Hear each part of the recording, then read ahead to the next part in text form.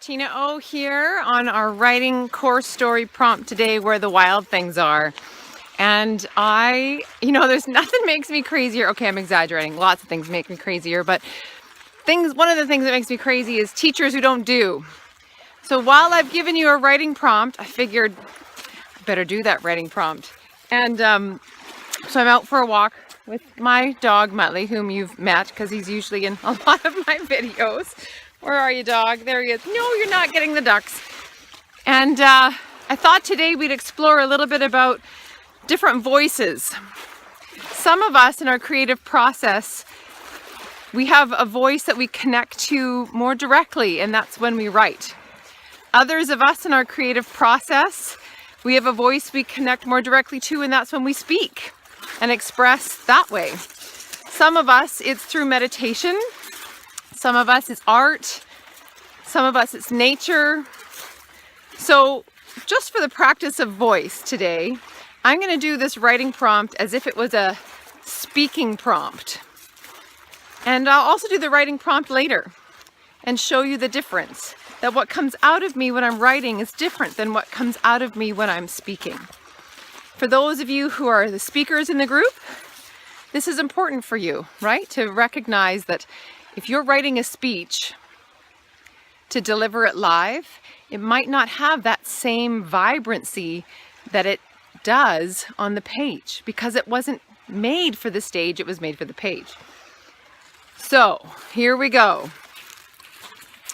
Where the wild things are, I walk countless beaches and collect pretty stones and ragged stones and jagged stones and chuck them and huck them, and I put them in my mouth and swirl them around in my teeth. Where the wild things are, I wear pajamas at 3 o'clock in the afternoon. I teach on the spot. I give without planning. I share when I don't even know what's coming out of my mouth. Where the wild things are, the truth is that's where I live and give my best work, is in the wild.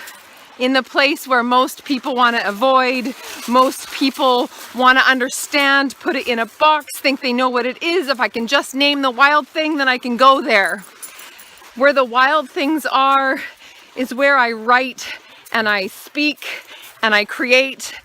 I'm a terrible artist. If I just, oh my gosh, where the wild things are, I don't care about what kind of an artist I am.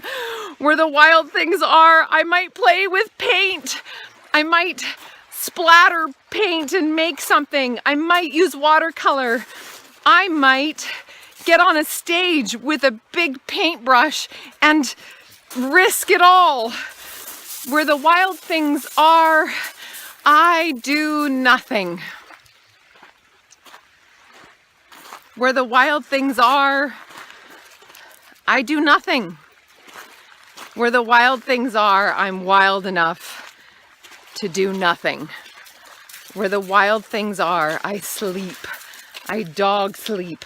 I sleep like a dog. I lay on the mat. I look out at the world, and the world doesn't even know that I'm looking at it because it thinks I'm asleep.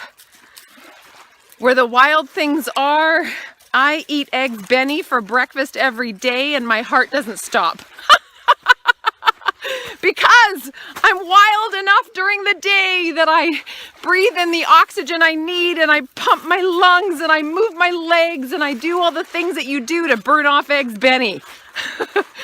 Where the wild things are, I am a full-time writer, speaker, teacher, lover, mama, mother, doer. I don't know if I garden yet, if I'm really honest. I really do want to garden, but where the wild things are, I don't think I garden because gardening isn't wild for me. It's too planned.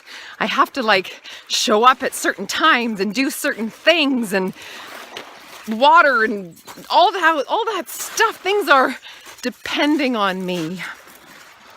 Where the wild things are, I have rocks in my shoe. I have rocks in my shoe where the wild things are. where the wild things are, I live.